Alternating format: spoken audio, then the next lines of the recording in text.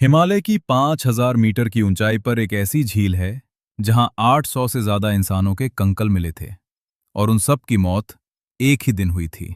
High Himalayas के बीच उत्तराखंड के Chamoli district में लगभग 5,000 मीटर की ऊंचाई पर एक छोटा सा ग्लेशियल लेक है, रूपकुंड। इतनी ऊंचाई पर हवा पतली हो जाती है, सांस भारी लगती है और खामोशी इतनी गहरी होती है जैसे वक्त खुद रुक गया हो। दूर से देखो तो ये एक शांत, बर्फ से घिरा हुआ तालाब लगता है, बिल्कुल निर्दोष। लेकिन जैसे ही गर्मियों में बर्फ पिघलती है, पानी के नीचे और किनारे पर इंसानी हड्डियां उभर आती हैं। एक पल में सुकून का एहसास हैरानी और सन्नते में बदल जाता है। इसी वजह से दुनिया इसे स्केलेटन लेक के नाम से भी जानती है।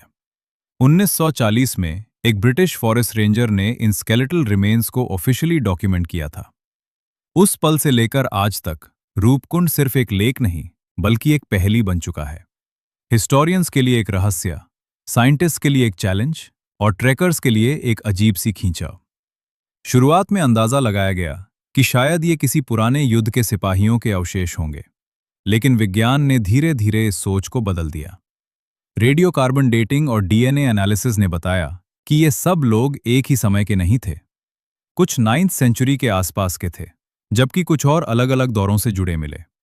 जैसे सादियों ने अपनी कहानियां यहां छोड़ दी हो। सबसे ज्यादा हिला देने वाली बात तब सामने आई जब कई स्कल्स पर गोल और भारी चोट के निशान मिले। ये घाव किसी तलवार या तीर के नहीं थे, ये ऊपर से गिरने वाली किसी सख्त, गोल चीज के असर जैसे लगते थे।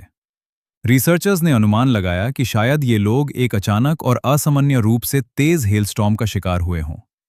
सोचिए, खुले आसमान के नीचे ऊंचाई पर जब आसमान से बड़े बड़े ओले सीधे सर पर गिरने लगे, न कहीं छुपने की जगह, न बचने का रास्ता।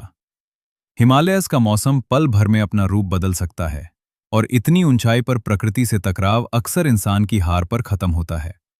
रूपकुंड का रास्ता प्राचीन समय से नंदा देवी राज जाट यात्रा से भी जुड़ा माना जाता है, एक गहरी आस्था और परंपरा से भरी यात्रा। कुछ एक्सपर्ट्स मानते हैं कि शायद इनमें से कई लोग किसी धार्मिक यात्रा या व्यापारिक सफर पर निकले थे। जेनेटिक स्टडीज ने एक और चौंकाने वाली बात सामने रखी। यहां मिले लोग सिर्फ एक ही स्थानीय समुदाय से नहीं थे। कुछ के जेनेटिक लिंक्स साउथ एशिया से मिले, जबकि कुछ के मार्कर्स मेडिटरेनियन रीजन तक जाते हुए दिखे। जैसे हिमालयस के ये कठिन रास्ते भी कभी दुनिया को जोड़ते थे, दूर के लोगों को एक ही मंजिल तक ले आते थे। आज रूपकुंड एक पॉपुलर ट्रैकिंग डेस्टिनेशन है, लेकिन इसकी साइंटिफिक और हिस्टोरिकल इंपॉर्टेंस को समझते हुए अथॉरिटीज ने कई स्केलेटल रिमेन्स को रिसर्च के लिए हटा दिया है और एरिया पर रिस्ट्रिक्शंस लगाई हैं। फिर भी जब कोई वहां खड़ा होता है, ठंडी हवा चेहरे को छूती है और सामने बर्फ से घिरा तालाब दिखता है, तो एक अजीब सा एहसास दिल में उठता है। एक याद दिलाने वाला एहसास कि प्रकृति कितनी शक्तिशाली है और कितनी निर्दयी भी हो सकती है।